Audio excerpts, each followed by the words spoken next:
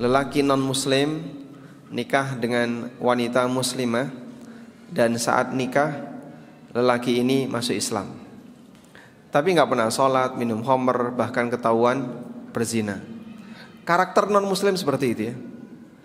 Jadi karakter lelaki non muslim, zina itu hal yang biasa. Saya pernah ketemu dengan seorang pilot ya. Terus pilot itu cerita tentang temannya pilot yang non muslim. Wah, masya Allah, itu korbannya banyak. Ya bisa dibayangkan sendiri.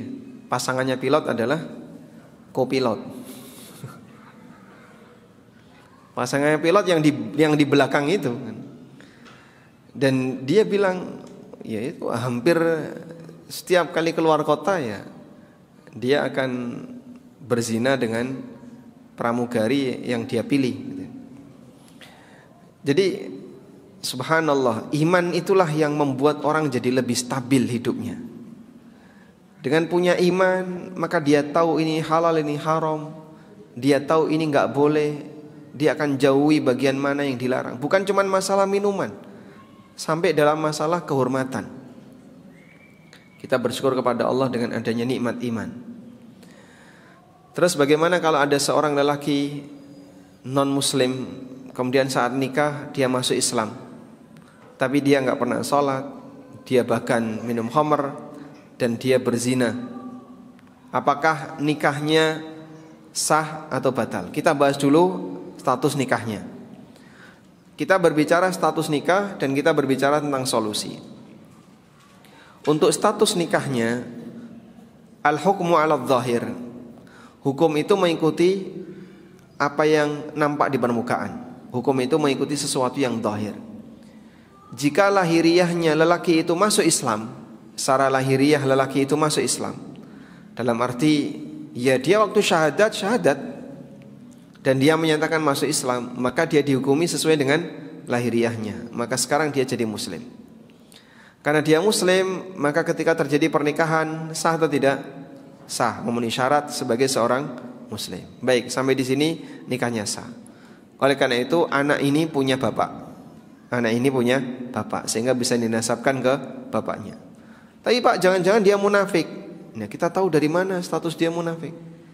Mungkin dia masuk Islam pura-pura, cuman sebatas ingin mencari pengakuan, sehingga masuk Islamnya tidak ikhlas, maka Islamnya batal.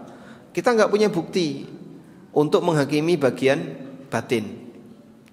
Sebab hukum di dunia itu menghakimi lahiriah, sementara bagian batin itu adalah wewenang hukum Allah Ta'ala, wewenang pengadilan Allah. Karena itu tetap kita hukumi sah secara lahiriah jika tidak ada tanda-tanda kalau dia enggak senang dengan Islam atau agama yang dia peluk saat ini. Nah, selanjutnya pembahasan yang kedua adalah berkaitan dengan kasus. Apakah wanita ini harus gugat cerai? Karena lelaki ini enggak sholat, maka dia harus gugat cerai. Sehingga mulai saat ini dia pisah. Dia enggak kumpul dengan suaminya, dan dia gugat cerai. Alasannya suami tidak sholat, apalagi dia berzina. Maka dia pisah dan tidak kumpul dengan istrinya sampai lelaki ini tobat. Tobatnya apa? Ya, boleh disebutkan: satu, dia meninggalkan zina; yang kedua, meninggalkan minum khamr; dan ketiga, sholat. Kalau dia melakukan itu, maka tobatnya dinilai sah, sehingga nanti nikahnya lanjut, tidak perlu diulang.